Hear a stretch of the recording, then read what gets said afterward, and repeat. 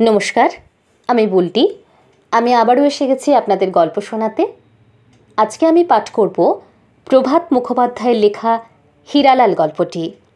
অনুগ্রহ করে পুরো গল্পটি আপনারা শুনবেন এবং আপনাদের মতামত আমাকে জানাবেন। যদি ভালো লাগে আমার গল্প পাঠ, তাহলে প্লিজ চ্যানেলটি সাবস্ক্রাইব করবেন এবং আপনাদের পরিচিত বন্ধুবান্ধবদের সাথে গল্পটি শেয়ার করবেন। ধন্যবাদ। শুরু করছি আজকের গল্প হীরালাল। হীরালাল জাতিতে ডোম, বৃদ্ধ হয়েছে, বয়স 60 বছরের কম হবে না। আকারখানি খর্ব, দেহখানি ঘোর কৃষ্ণবর্ণ, বেশি মোটাও নয় আবার রোগাও নয়, কিন্তু এত বয়স হলেও দেহে তার এখনও বিলক্ষণ বল আছে। একদিনে সে অনায়াসে 10 ক্রোশ পথ চলতে সমর্থ। তার চোখের জ্যোতি আজও অটুট আছে।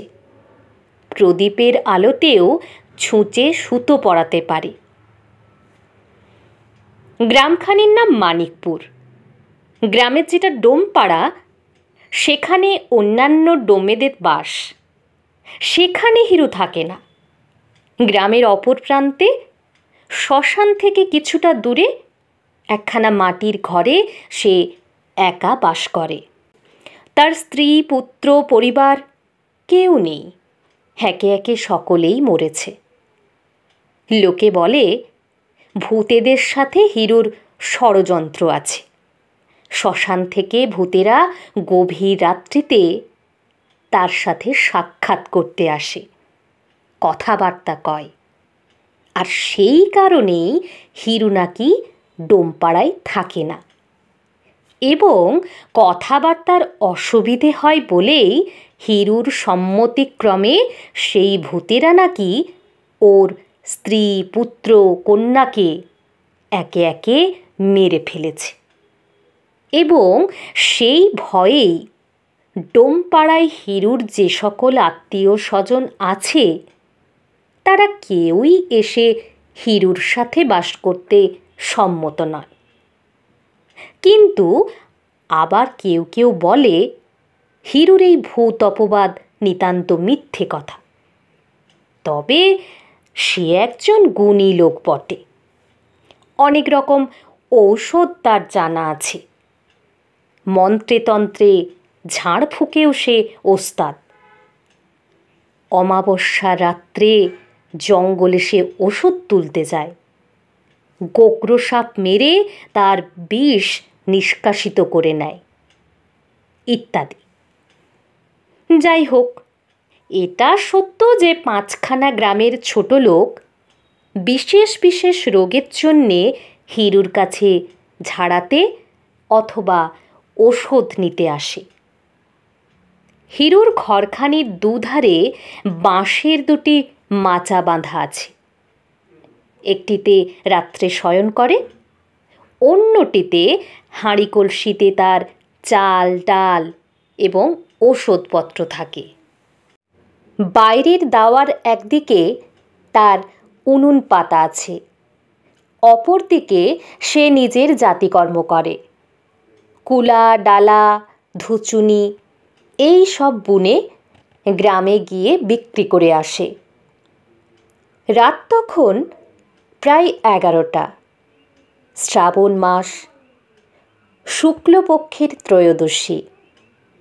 কিন্তু আকাশ মেঘাচ্ছন্ন বলে চারদিক বড় অন্ধকার। মাঝে মাঝে টিপ টিপ করে বৃষ্টি হচ্ছে, আবার বন্ধ হয়ে যাচ্ছে। হিরু ঘরের মধ্যে প্রদীপের আলোয় বসে একটা ধুচুনি বোনা শেষ করছিল। দ্বার খোলা ছিল। প্রদীপের খানিকটা আলো দাওয়ার উপরে গিয়ে পড়েছিল। হিরু হঠাৎ বাইরের দিকে তাকিয়ে দেখল স্ত্রীলোকের মতো কাপড় পরা কে একজন মানুষ তার দাওয়ায় দাঁড়িয়ে আছে। হিরু জিজ্ঞাসা করল, কে গা? মানুষটি আস্তে আস্তে ঘরের ভিতরে এসে দাঁড়ালো। পরিধানে একখানি কলকে পেড়ে বিলিতি শাড়ি, ঘোমটায় মুখখানি ঢাকা। হিরু আবার জিজ্ঞাসা করল, কে গা তুমি? আগন্তুক আস্তে আস্তে সেখানে বসল। বসেই অতি স্নিগ্ধ স্বরে প্রায় ফিসফিস করে বলল, হিরু, তুমি বাবা আমার একটু উপকার করবে? হিরু সবিস্ময়ে বলল, হ্যাঁ, কি উপকার বলো। স্ত্রীলোকটি পূর্ববৎ নিম্নস্বরে বলল, একটা ওষুধ। বলেই সে চুপ করল। হিরু বলল, তা কিসের ওষুধ চাই তোমার? হ্যাঁ, কি ব্যারাম হয়েছে? আগন্তুক একটু যেন ইতস্তত করে বলল, আচ্ছা, তোমার কাছে বিষ-টিষও থাকে তো? হিরু সন্দেহপূর্ণ তীক্ষ্ণ দৃষ্টিতে সেই বস্তাবৃত মূর্তির দিকে তাকিয়ে রইল। শেষে বলল, বিষ কথা পাবো? কিছু ওষুধ বিশুধ রাখি বটে, তা কিসের ওষুধ চাই তোমার তাই বলো না। স্ত্রীলোকটি বলল, না, ওষুধ না, আমার বিষই দরকার। কেন আমার সঙ্গে ছলনা করছো হিরু? তোমার কাছে অনেক বিষ আছে, তা আমি জানি। তার থেকে খানিকটা বিষ আমায় দাও না, আমার বিশেষ দরকার। হিরু তীক্ষ্ণ স্বরে বলল, কেন, বিষ নিয়ে তুমি কি করবে? হিরু বিষবৃক্ষ পড়েনি এটা মনে নিশ্চয়ই জেনে স্ত্রীলোকটি বলল, আসলে শেয়ালের বড় উপদ্রব হয়েছে, বুঝেছ? ওই রান্নাঘরের বেড়া ফাঁক করে রোজ রাত্রে শেয়াল ঘরে ঢুকে আমার হাঁড়ি খেয়ে যায়। 2 শেয়াল মরে, এইরকম খানিকটা বিষ তুমি আমায় দিতে পারো? হিরু কিছুক্ষণ চুপ করে রইল। শেষে বলল, কেন মিছে কষ্ট করে এই আঁধার রেতে এই জল কাদা ভেঙে এসেছো তুমি? হ্যাঁ, বাড়ি যাও। ওসব কথার মধ্যে আমি কোনো দিন থাকিও নি, আর থাকবও না। 5খানা গায়ের মধ্যে কোথাও কোনো দুর্ঘটনা হলে তখন তো তোমরা এসে আমাকে নিয়েই টানাটানি করো। 2 ওষুধপালা জানি, তাই 5 জনে আমার কাছে আসে। ওসব বিষ-টিষ আমি রাখি না, আর কাউকে দিইও না। কেন তোমরা আমায় এই মিছিমিছি সন্দেহ করো বলো তো? রমণী বিস্মিতভাবে বলল,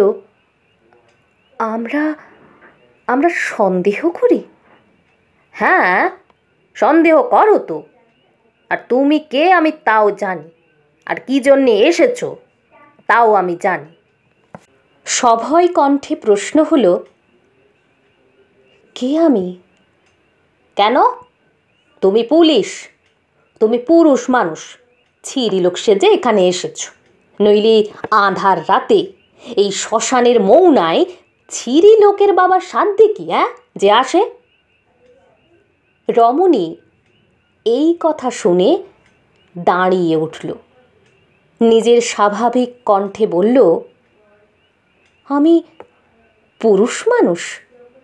গলার স্বর শুনে বুঝতে পারছো না আমি পুরুষ কি স্ত্রীলোক? হিরু বিস্মিত হল। স্ত্রী কণ্ঠস্বরী তো বটে, তাছাড়া স্বরটা যেন হিরুর পরিচিত বলেও বোধ হলো। কার কণ্ঠস্বর তাই সে স্মরণ করতে চেষ্টা করছিল, কিন্তু তাকে সংশয়াপন্ন মনে করে স্ত্রীলোকটি বলল, কি হলো, এখনো সন্দেহ তোমার? তবে দেখো। বলেই সেই অবগুণ্ঠনবতী কম্পিত হাতে ধীরে ধীরে নিজের বক্ষের বসন সম্পূর্ণ উদ্ঘাটিত করে দিল। নষ্ট প্রকৃতি স্ত্রীলোকের অসাধ্য কর্ম আর নেই। রাম রাম রাম বলেই হিরু মাথাটি তার হেঁট করে নিল। বলল, বসো মা, বসো। রমণী উপবেশন করল। হিরু বলল, আসলে আজকাল পুলিশের ভারী উপদ্রব হয়েছে। তোমার ঘোমটা দেখে আর তোমার ওই ফিস ফিস কথা শুনে আমার সন্দেহ করেছিলাম এই তুমি তুমি জাল মেয়ে মানুষ। আসলে পুলিশের কোনো টিকটিকি। স্ত্রীলোকটি অবগুণ্ঠনের ভেতর থেকে বলল, তা এখন তোমার সন্দেহ গেল তো? তাহলে আমি যা চাই আমায় দাও তবে।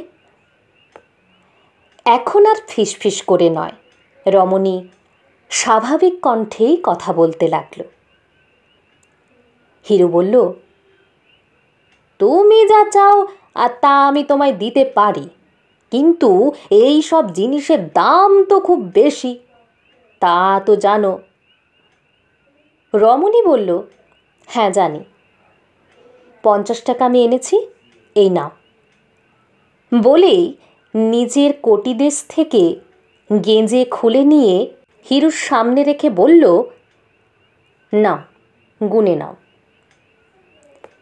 হিরু বলল, তা তোমার শেয়াল মরলে পুলিশ এসে যখন আমায় ধরে নিয়ে যাবে, তখন ও 50 তো তাদেরই পুজো দিতে যাবে, আমার আরও 50 চাই। স্ত্রীলোকটি ক্ষুণ্ণভাবে বলল, আরও 50 চাই? কিন্তু আর তো আমি আনিনি, অত বেশি লাগবে তা তো আমি জানতাম না। তাহলে কাল টাকা এনে জিনিস নিয়ে যেও। স্ত্রীলোকটি কাতর কণ্ঠে বলল, কাল? কাল হলে তো চলবে না হিরু, আজই আমার চাই যে। আর তাছাড়া কাল আর আমার আসবার উপায়ও নেই। হিরু বলল, সে তুমি বুঝো, কিন্তু 100 টাকার কমে এ কাজ আমি পারবো না বাছা, এ আমার সাপ কথা। রমণী কিছুক্ষণ কি চিন্তা করল, তারপর নিজের বাম প্রকোষ্ঠ থেকে স্বর্ণবলয় উন্মোচন করে, এই নাও, এর দাম 50 টাকারও বেশি, দাও আমায় এবার জিনিস দাও। হিরু বালাটি হাতে নিয়ে প্রদীপের আলোকে ধরে ঘুরিয়ে ফিরিয়ে সেটি পরীক্ষা করল।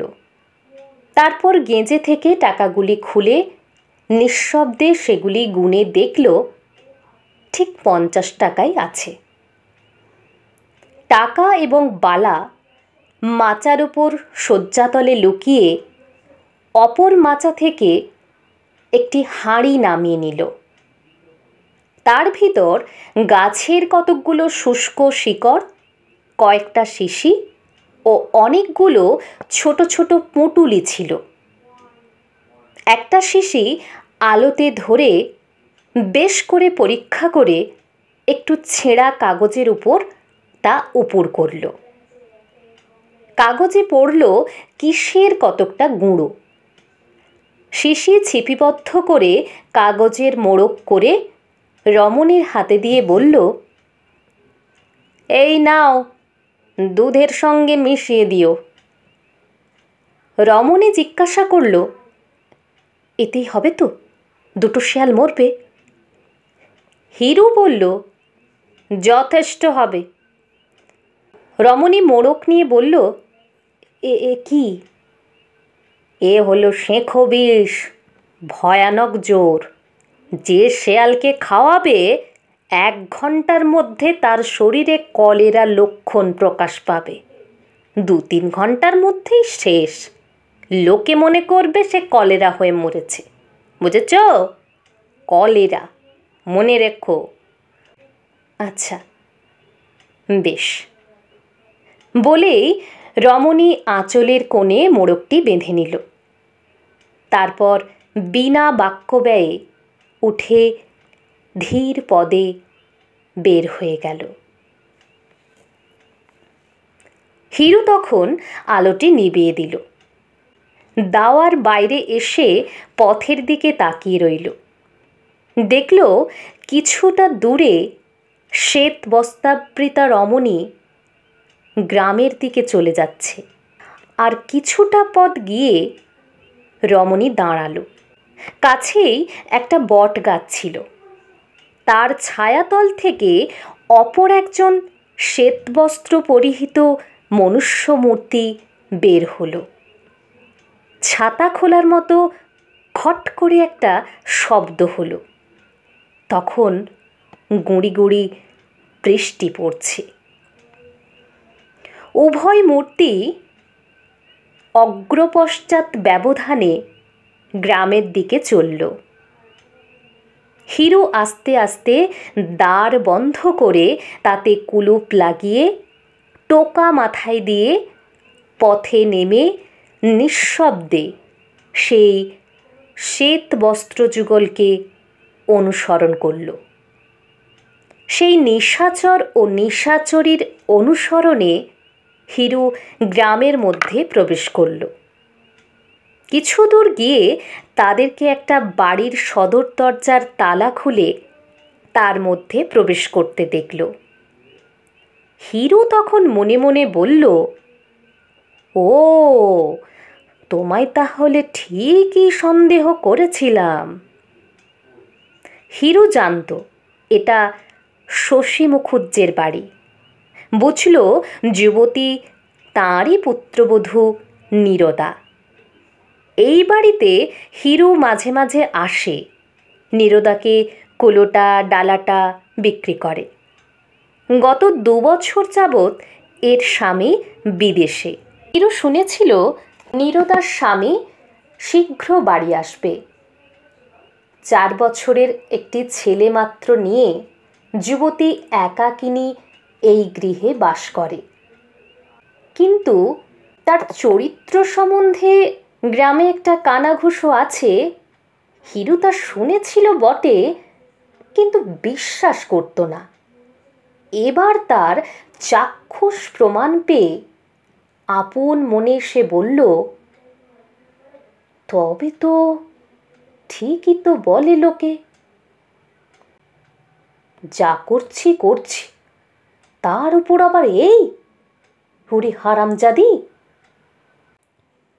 হিরু নিঃশব্দে নিজের ঘরে ফিরে এসে পা ধুয়ে এক ছিলিম তামাক সেজে খেয়ে মাচার উপরে উঠে শয়ন করে অবিলম্বেই নিদ্রিত হয়ে পড়ল।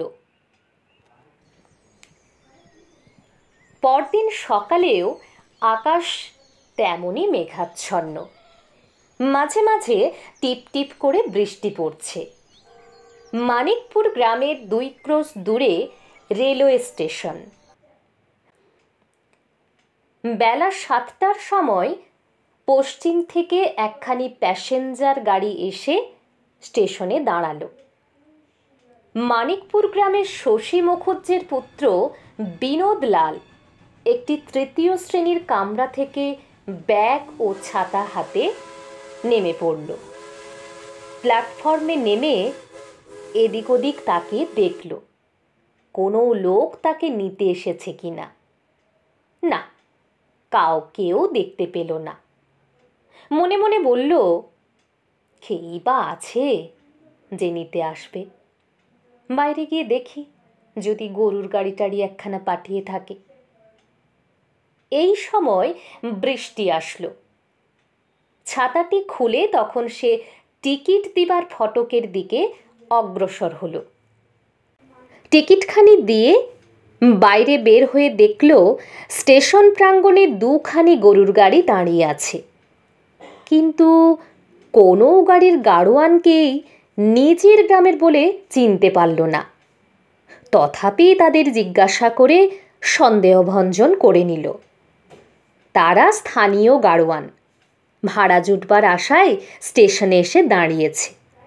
বিনোদ একবার ভাবল যে একখানা গাড়ি ভাড়া করে নেয়, আবার ভাবল হয়তো একটা টাকা ভাড়া চেয়ে বসবে, সেই টাকাতে ছেলের জন্য গ্রামে প্রবেশ করে এক হাঁড়ি রসগোল্লা কিনতে পারা যাবে। রোদ নেই, ঠান্ডায় ঠান্ডায় এই 2 ক্রোশ পথ অতিক্রম করতে আর কতক্ষণই বা লাগবে। পথে কাদা হয়েছে বটে, তার জুতো জোড়াটা খুলে হাতে করে নিলেই চলবে। এই রূপ ভেবে বিনোদ স্টেশনের প্রাঙ্গণ থেকে জুতো জোড়াটি হাতে করে নিয়ে নিজের গ্রামের পথ ধরল। এই বিনোদ লোকটির বয়স এখন 30 বৎসর, বেশ হৃষ্টপুষ্ট চেহারা, চোখ দুটি বড় বড়, সর্বদাই প্রফুল্ল বদন। বাল্যকালে লেখাপড়ায় বড় মন দেয়নি। 18 বছর বয়সে 2nd ক্লাসে পড়বার সময় তার পিতৃবিয়োগ হয়। বাজারে পিতার একখানি মণিহারির দোকান ছিল, তার আয়েই সংসার চলত। জমি জমা ছিল, তবে খুব বেশি নয়। তবে ওই সম্বৎসরের ধানটা কলাইটা তা থেকেই পাওয়া যেত, কিনতে হতো না। পিতার মৃত্যুর পর দোকানখানি হাতে পেয়ে বছরখানেকের মধ্যেই বিনোদদা লোপাট করে ফেলল। কিছুদিন ঘরে বসে রইল, কিন্তু দিন তো চলে না। সংসারে যদিও 2টি বিধবা মাত্র, মা এবং পিসিমা, তথাপি দিন গুজরান করা বড়ই কষ্টকর হলো। প্রতিদিনের বাজার খরচ, মা পিসিমার একাদশী দ্বাদশীর খরচ, তাদের ব্রত পার্বণ, কাপড় চোপড়, নিজের জুতোটা, জামাটা, খাতাটা, সিগারেটটা, তারপরে আছে জমিদারের খাজনা। এসব আসে কোথা থেকে? এদিকে ছেলে সমত্ব হলো, তাই মা পিসিমা তার বিবাহ দেবার জন্য ব্যাকুল হয়ে উঠলেন। কিন্তু গোত্রহীন নিষ্কর্মা গ্রাম্য যুবককে ভালো মেয়ে কে দিবে? এই অবস্থায় পড়ে বিনোদ কলকাতায় গিয়ে অনেক চেষ্টায় একটি সামান্য কেরানিগিরি জোগাড় করে নিল। 5 বছর সেই চাকরি করল। ইতিমধ্যে তার বিবাহ হলো, বেতনও কিছু বৃদ্ধি পেল। ছেলের বিবাহের বছরখানেক পরে মারও বৈধব্য যন্ত্রণা শেষ হলো। একটি নাতির মুখও তিনি দেখে যেতে পারলেন না। 20 টাকা বেতনে ঢুকেছিল বিনোদ। 5 বছরে যদিও তার 30 টাকা বেতন হয়েছে, তথাপি দুঃখ ঘুচে না। কলকাতার মেসের খরচ, ট্রাম ভাড়া, বন্ধু বান্ধবদের পাল্লায় পড়ে মাঝে মাঝে থিয়েটার বায়োস্কোপেও যেতে হয়, মাসে 2 বার বাড়ি যাওয়া আছে। বাড়ির খরচের জন্য মাসে ওই 5-7 টাকার বেশি আর দিতে পারে না। ছেলে হয়েছে, তার দুধ আছে, খাবার আছে, অসুখ করলে বিস্কুট পার্লি আছে। 5-7 টাকায় কি করে চলবে?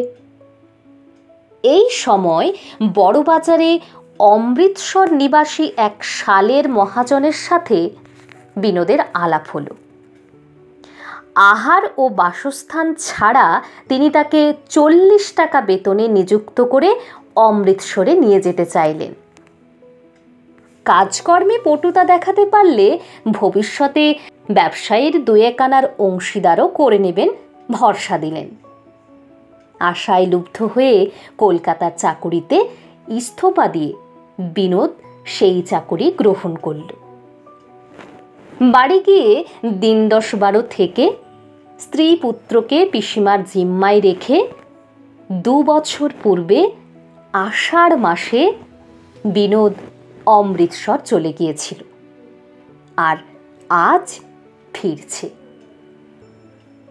অমৃতসরে পৌঁছবার মাস 2 পরেই সে পিসিমার মৃত্যু সংবাদ পায়।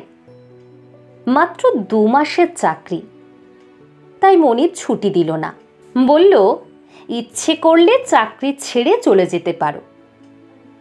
বিনোদ পাড়া প্রতিবেশী, অভিভাবক, স্থানীয়গণকে চিঠি লিখল।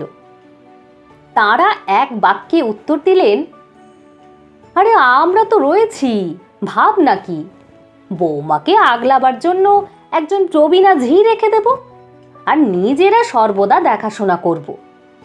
বিনোদের শ্বশুর বাড়ি গ্রাম থেকে খুব দূরে নয়, কিন্তু তার শ্বশুর শাশুড়ি নেই, শালারাও কেউ জীবিত নেই। বিধবা খুড়শাশুড়ি তার নাবালক পুত্রকন্যাগণ সহ সেখানে বাস করেন। তথাপি বিনোদ সেই খুড়শাশুড়িকে পত্র লিখল।